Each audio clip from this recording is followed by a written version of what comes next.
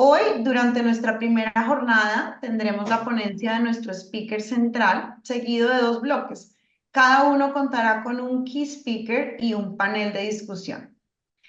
Ahora me complace presentar a nuestro speaker central, que por motivos de fuerza mayor no nos puede acompañar en tiempo real, pero nos ha dejado su ponencia. Se trata de José Daniel López, director ejecutivo de Alianza IN. José Daniel es politólogo y magíster en gobierno de la Universidad de los Andes, con 18 años de experiencia en el ámbito privado, público y académico. Desde 2022 lidera Alianza IN, el gremio de aplicaciones e innovación en Colombia. Fue representante a la Cámara para el periodo 2018-2022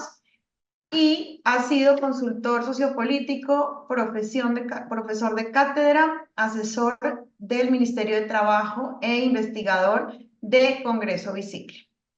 Vamos a escuchar las palabras de José Daniel. Buenos días a todos, a todas, muy agradecido con Newbox, con todo su equipo en América Latina por esta invitación tan especial y muy honrado de tener este espacio acá con ustedes como keynote speaker para contar la experiencia de Alianza IN y parte de ella que es mi propia experiencia en medio de unos elementos de contexto muy particulares y quiero empezar desde ahí. Primero, Colombia, a diferencia de otros países de América Latina, está viviendo su primer gobierno de izquierda y esto significa un reto y significa un cambio de chip para toda la economía, no solo para la economía digital, sino también, y yo creo que en especial, para la economía tradicional, en donde de alguna manera ha existido una tradición de cercanía, de coexistencia, de influencia, de identidad entre gobiernos que variaban en matices en sus tonos, pero que en últimas eran gobiernos del establecimiento y sectores u organizaciones que representan al sector privado en todas sus formas. Y no para esto decir que el camino de la economía digital en Colombia ha sido un camino de rosas o que le ha ido especialmente peor con este gobierno, no, pero de alguna manera tener al frente un gobierno que concibe al empresario no necesariamente como un aliado para el desarrollo per se, o en donde no necesariamente se entiende una lógica de cooperación con los gremios o con las asociaciones de empresas, sino que también es bienvenido de alguna manera una lógica de confrontación, pues esto marca un momento muy difícil, un momento más que difícil, muy retador para este sector. Y también me parece importante decir que esto se da en medio de una escasez de conversaciones sobre el qué hacer de los asuntos públicos en la economía digital. Entonces, ahí, digamos, si en algo es rico este sector es en eventos. De hecho, nosotros vamos con nuestro congreso desde Alianza IN, nuestro primero sobre inteligencia artificial el 22 de agosto, valga la cuña. Pero en medio de esa gran cantidad de eventos, muy pocos espacios hay como este y por eso lo celebro y por eso quise estar acá para hablar de la gestión pública o más bien de la gestión de los asuntos públicos del relacionamiento desde las empresas o desde las industrias relacionadas con la economía digital. Y es en ese contexto que quiero contarles de la experiencia de Alianza IN. Es una parte, solamente un pequeño pedazo del cual yo he sido testigo, otro me antecedió, pero bueno, aquí vamos, voy a compartirles pantalla y empezarles a contar un poco de la experiencia de Alianza IN. Entonces, aquí vamos. Preparamos esta presentación para este evento de Newbox. Y básicamente, más que hablar de los temas de fondo, y me excusan si de alguna manera esta es expectativa, que ocupan a un gremio como Alianza IN, y ya les explicaré un poco para quienes no lo saben qué es Alianza IN, a qué tipo de empresa representa. Quiero enfocarme mucho en el cómo de la vida gremial, en el cómo de la vida gremial hacia adentro, en el cómo de la vida gremial en su relacionamiento con nuestros grupos de interés y primero un poco de contexto. Este gremio que nace originalmente en las aplicaciones de movilidad y las aplicaciones de reparto y en Colombia, si bien era algo de lo cual ya se venía hablando desde el año 2017-2018, adquiere mucha fuerza en el año 2019 a finales, cuando el gobierno pasado decide en diciembre, casi que sobre la época navideña, a través de la Superintendencia de Industria y Comercio, que es el órgano de protección del consumidor y de la competencia en Colombia, ordenar el bloqueo de Uber, ordenar el bloqueo de la plataforma y por ende Uber anuncia su salida del país. Y pues por supuesto, más allá, digamos, del valor simbólico que tiene Uber para la industria o de los impactos sociales o económicos de los que uno puede hablar, este tipo de decisiones de gobierno de infringir el principio de neutralidad de red terminó convirtiéndose en un acelerador de esa intuición que había que crear una asociación propia que representara los intereses de este tipo de compañías. Y así es como en febrero del 2020 nace Alianza IN, David Luna, quien fue ministro de las TIC en Colombia hace unos años, que actualmente es un congresista, es miembro del Senado y hace parte de la oposición, fue el primer director de Alianza IN. Nace Alianza IN en febrero y en marzo, todos lo sabemos, arranca la pandemia y eso manda a este gremio unas discusiones muy puntuales, muy particulares sobre cómo adaptar estas industrias a unas realidades en un momento de confinamiento, de cuarentena, luego de construir esa llamada nueva normalidad hasta el tránsito ya de la pospandemia que, que hemos vivido hoy. Pasa el tiempo, David vuelve al Congreso, ya había estado una vez, aspira nuevamente, es elegido. Yo fui congresista entre el 2018 y el 2020 y el 2022. Pierdo en mi intento de reelegirme por unos 3.000 votos y soy llamado a participar de un proceso que adelantaba un headhunter para la dirección del gremio y arranco acá en junio del 2022. Y en agosto del 2022 llega al poder el presidente Gustavo Petro, que como les decía, es el primer presidente de izquierda del país, con una relación de mayorías ocasionales, pero con alguna reiteración en el Congreso, con una relación más o menos tormentosa con las cortes, con los órganos de control, con un país dividido en dos, no necesariamente por la mitad, pero sí en dos bandos, entre quienes apoyan y quienes se oponen al gobierno. Y desde acá, el propósito de construir un camino gremial que buscara el entendimiento con el gobierno. Nosotros desde Alianza IN hemos entendido que a nosotros no nos corresponde ser gobiernistas,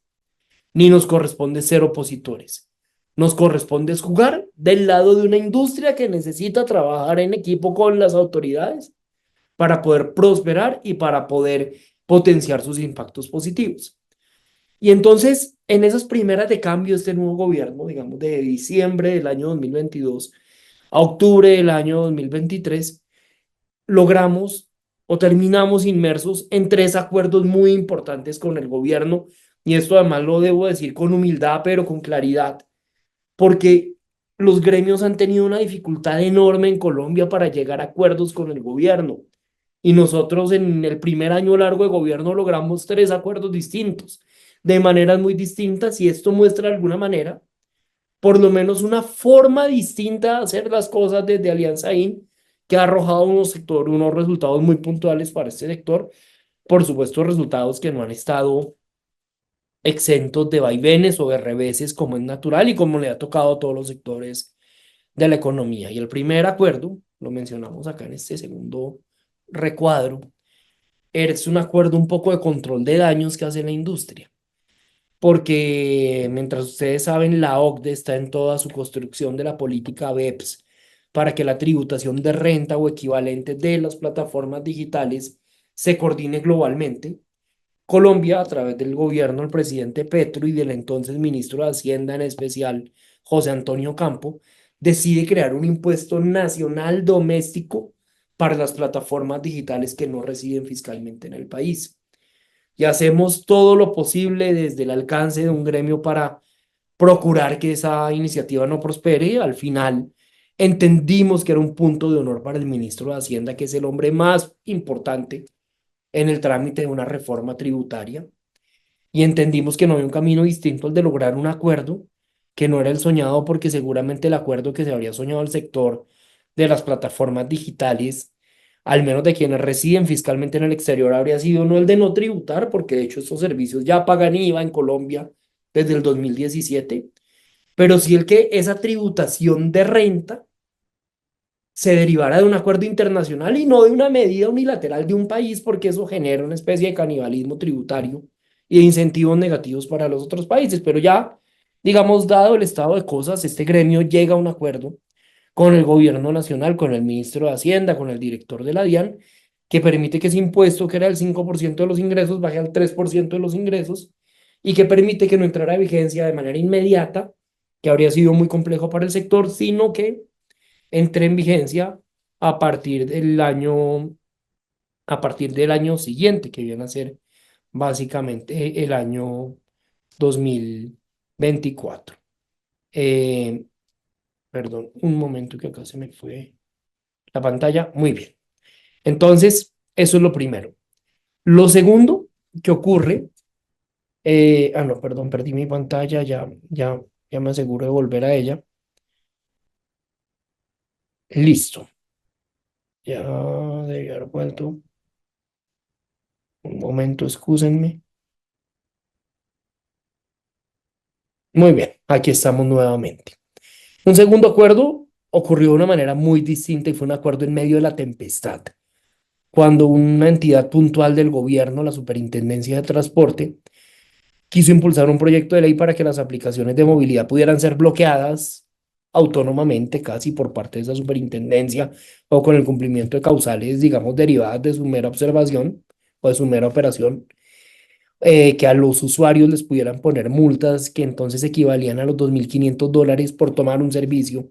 de un vehículo particular a través de una aplicación, o que a los conductores los inmovilizaran hasta por 3 meses sus vehículos por trabajar de esta manera. Y esto, de alguna manera, y lo que ocurre es que tras agotar el diálogo con el gobierno nacional y evitar o intentar, perdón, todos los caminos de diálogo, al final este tema se vuelve un gran tema en la opinión pública. Las aplicaciones de movilidad en Colombia no han sido reguladas. Hay un enforcement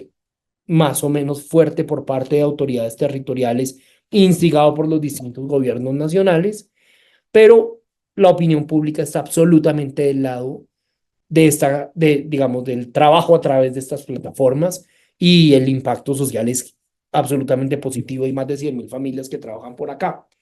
Entonces, este proyecto de ley o ese borrador de proyecto de ley, cuando se conoce, genera una muy mala sensación en la opinión, genera muchísimo debate público y a la postre, ese ambiente de opinión a lo que lleva es a que el gremio llegue a un acuerdo con el Ministerio de Transporte que conduce a la no presentación de ese proyecto de ley hasta tanto hubiera un consenso que pues a la fecha, digamos, no ha ocurrido tal cosa. Y finalmente, algo en lo que ahondaré es que este gremio es el único de Colombia que logró un acuerdo con el Ministerio del Trabajo, con el gobierno nacional, para la reforma laboral, para regular el trabajo de los repartidores. Y en paralelo a ese proceso de construcción de acuerdos con un gobierno que por default es lejano a los gremios, ha ocurrido algo maravilloso, y es que el modelo Alianza IN, Colombia, inspiró la creación de asociaciones Alianza IN en mercados muy importantes, tanto más que el colombiano, en América Latina. Y así es como en octubre de 2023 se crea Alianza IN Chile, que es liderado por una mujer maravillosa, Marcela Sabat, que fue diputada, senadora en Chile, que viene a ser parte de la bancada de gobierno en el gobierno pasado, pero al mismo tiempo es feminista y tiene muy buena llegada con el gobierno chileno actual. En febrero lanzan Alianza en Chile, que es liderado por Guillermo Malpica, que es un connotado dirigente gremial en México, que también ha estado en la negociación de varios tratados de libre comercio. Y esa es un poco, digamos, la historia de lo que ha pasado, si se quiere, de diciembre de 2019 para acá, en un gremio que nace eh, en medio de la singularidad de unos sectores que necesitaban representación urgente, que logra constituirse rápidamente y que en medio de un momento de cambio político descomunal logra acuerdos y logra su expansión o su internacionalización en red. Y esta es un poco la historia que quiero entrar a detallar hoy. Así que acá hay unas singularidades muy particulares de la historia de Alianza IN. Lo primero es que Chile, Colombia y México son asociaciones autónomas e independientes, son hermanas. Acá no hay una asociación mamá y unas hijas o algo así. Lo que hay son asociaciones hermanas, pero que están inspiradas más o menos en el mismo ADN y en los mismos propósitos también. Algo que es muy importante también es que este es un gremio de target a unas industrias específicas. Este gremio nace en las aplicaciones de delivery y nace en las aplicaciones de movilidad, pero también en el caso colombiano, todavía no en Chile y en México, ha venido incluyendo a empresas líderes de otras verticales de la economía digital, en especial en fintech, y eso ha llevado a que trabajemos muy de la mano con asociaciones especializadas del mundo fintech y siendo Alianza más un gremio, una asociación de empresas líderes de verticales determinadas de la economía digital. Y el tercer atributo muy particular es que es un gremio boutique, es un gremio de pocos afiliados. Hoy en Colombia, que es donde más afiliados hay, tenemos 17 afiliados, que sí son pocas empresas, pero son empresas, digamos, con una dimensión importante, con una representatividad importante y un liderazgo en los mercados donde operan. Y esto, por supuesto, nos implica ser muy juiciosos en materia de garantizar el equilibrio en el gobierno corporativo. Es la gracia de estos gremios es que sean de todos y sean de sector, no de empresa, y al mismo tiempo ser muy juiciosos y muy rigurosos en prevenir prácticas anticompetitivas, considerando que son mercados en su mayoría que tienen un tamaño importante, pero que no tienen tantas empresas. Y en el contexto de todo esto, y en el contexto de esta línea de tiempo, yo quiero contarles un poco qué fue lo que pasó con la reforma laboral, porque sé que es algo que en el ecosistema digital latinoamericano ha generado como unas preguntas, unas inquietudes, un referente, si se quiere, por el hecho de que en Colombia las plataformas llegamos a un acuerdo con la reforma laboral. Y ahí lo primero es poner en antecedentes. Y es que en el mundo, no en Colombia, sino globalmente, hay una gran discusión sobre el estatus de los trabajadores que operan a través de plataformas, en especial conductores que operan a través de aplicaciones de movilidad o repartidores que aplican o que trabajan a través de plataformas de reparto. Este tema incluso está previsto para las reuniones de OIT de 2025 y 2026. Y ahí básicamente, tanto en Colombia como en el mundo, ha habido dos visiones contrapuestas. Una, que aboga por la laboralidad forzosa de esos trabajadores, o sea, una que pretende decir a través incluso de una convención de la OIT, de un tratado de la OIT que si lo ratifica un congreso de cualquiera de nuestros países se vuelve ley, diciendo que los conductores de aplicación y los repartidores sí o solo, sí o solamente pueden ser empleados. Son trabajadores, de eso no hay duda. La discusión es sobre qué tipo de trabajadores son.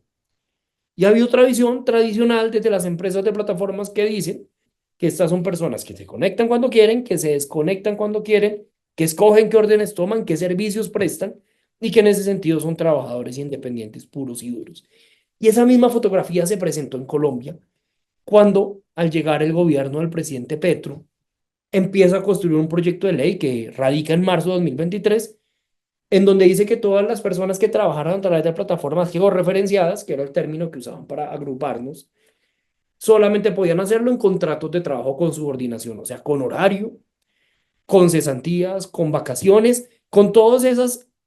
beneficios y desventajas que son propios del contrato de trabajo tradicional y que no le son propios al trabajo independiente. Y esto,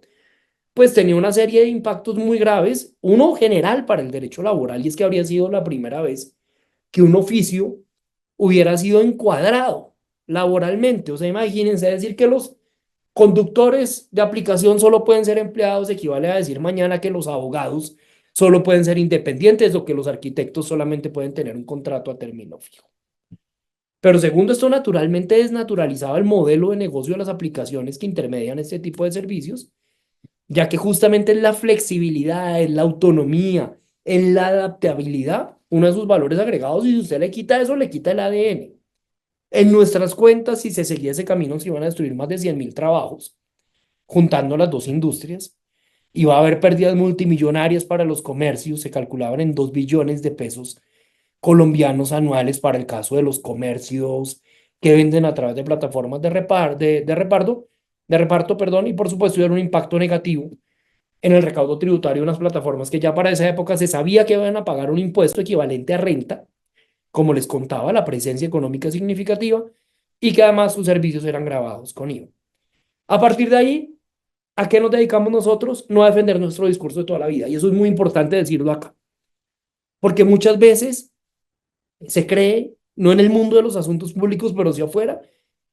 que el buen gestor de los asuntos públicos o que el buen líder de asuntos públicos de una empresa o que el buen dirigente gremial es aquel que logra convencer con los mismos argumentos y las mismas ideas, pero con palabras más bonitas, sobre aquello que otros antes no pudieron. Y yo creo que por el contrario, quienes lideramos los gremios o quienes lideramos los asuntos públicos, sea de sectores o de empresas, en esencia y entre otras cosas somos transformadores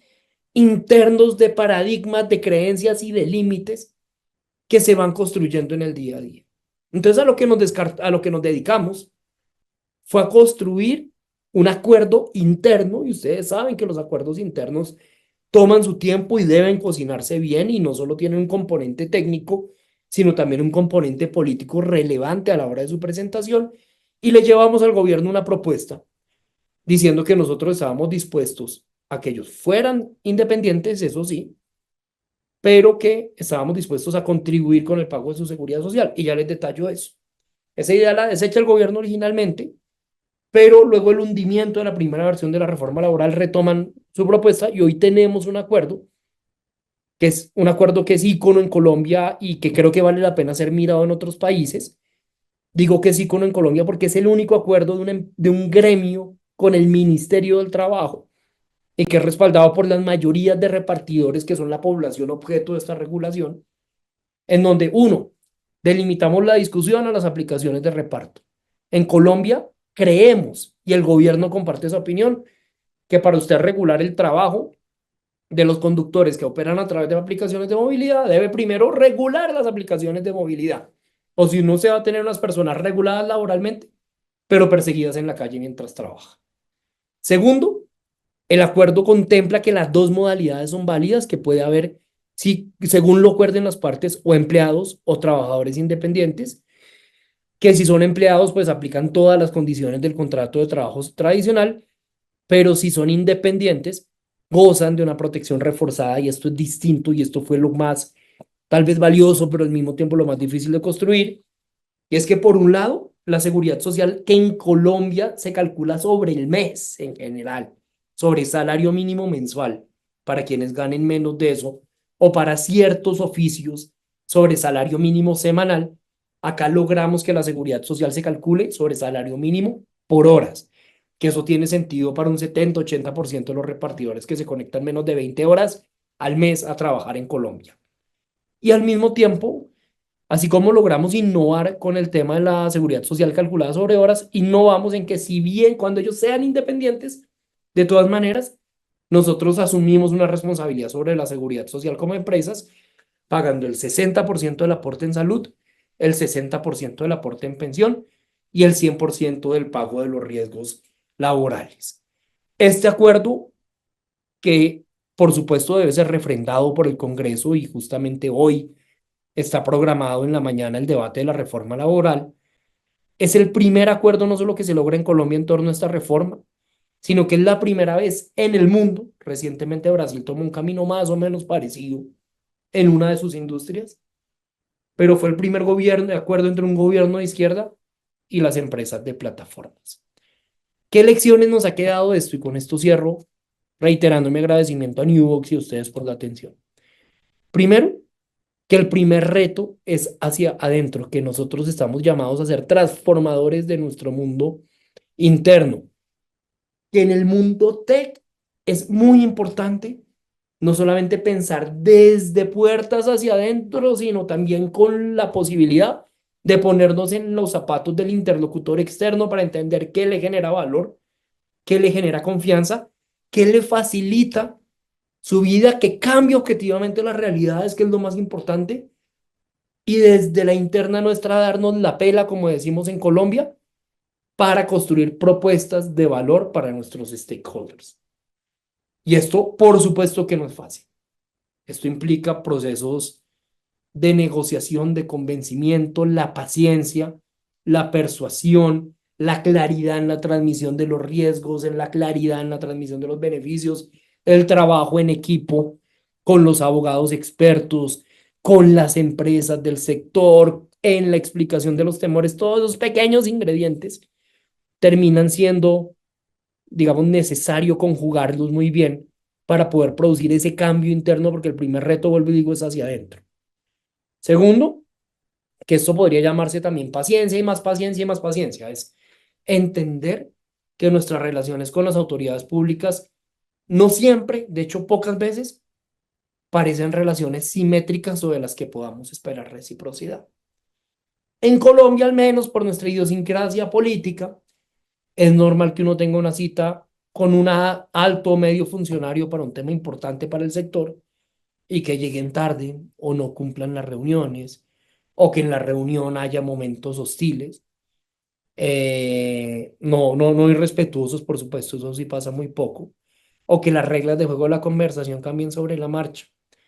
Y creo que acá ese mantra de la paciencia, la tolerancia y la adaptabilidad debe ser absolutamente presentes, porque si uno juzga al interlocutor que es autoridad pública con el rasero con el que uno juzgaría pronto a un interlocutor corporativo, termina teniendo distorsiones de percepción que le van a hacer daño. Entonces, entonces, claro, la empatía, la paciencia, la flexibilidad, pero también es muy importante decir que esto no se trata de ceder el punto de uno. Digamos, en las formas debemos ser impecables y muy pacientes, pero en el momento de las discusiones de fondo, nuestra claridad y nuestra firmeza son los mejores aliados en conversaciones que muchas veces se dan es entre contrapartes que legítimamente tienen opiniones e intereses contrapuestos frente a un tema. Tercero, es un llamado a que,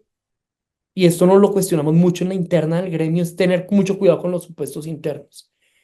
Porque muchas veces asumimos posiciones que están basadas en cosas que damos por sentadas y conocimientos que son medio automáticos en el mundo tech,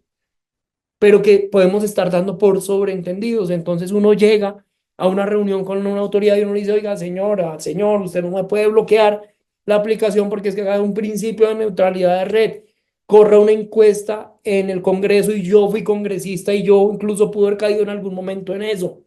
O corra una encuesta entre altos funcionarios del gobierno nacional, no de este, el que quiera, y le garantizo que no hay más del 10% de funcionarios en Colombia, al menos que saben lo que es el principio de neutralidad de red. Entonces, explicitar ese supuesto es fundamental para que la conversación avance. En la economía colaborativa suponemos que todo el mundo sabe que tenemos un rol de intermediación en donde la tecnología junta la oferta y la demanda. Yo ni siquiera sé si en un espacio especializado como este, eso es claro para todo el mundo, mal haría en suponerlo en una conversación con una autoridad. O en otro tema en donde hemos estado en unas batallas muy valiosas, que es en el tema de la regulación de las plataformas de criptoactivos, que es un tema especialmente, digamos, denso, pues el grado de desconocimiento de prevención de desconfianza de la desinformación es descomunal y casi que la labor, para que haya labor de persuasión o de negociación, debe haber primero una labor de evangelización y de pedagogía. Cuarto, es decir, que las relaciones de largo plazo son más importantes que los acuerdos o que las situaciones coyunturales. El contradictor de hoy, el que me cierra la puerta hoy, puede ser el que me resuelva el problema mañana o el que me resolvió el problema hoy si yo simplemente lo consumo y me voy y no vuelvo, puede ser mi contradictor mañana. En política, las formas son de fondo. En política, dejar una puerta abierta luego de un desencuentro, de un desacuerdo, es fundamental para el futuro. Pero también alimentar, fortalecer, mantener vivas nuestras relaciones termina siendo muy importante. Y finalmente, y a pesar de lo anterior, nos acaba de pasar en Colombia, varios entenderán mi comentario, es que aun cuando hay una relación construida, aun cuando hay canales, aun cuando se ha logrado alineación con varias entidades, siempre nos pueden sorprender y las coyunturas adversas siempre pueden llegar sin previo aviso. Y eso lo que significa es el reto de afrontar esas nuevas realidades, de retomar este repertorio y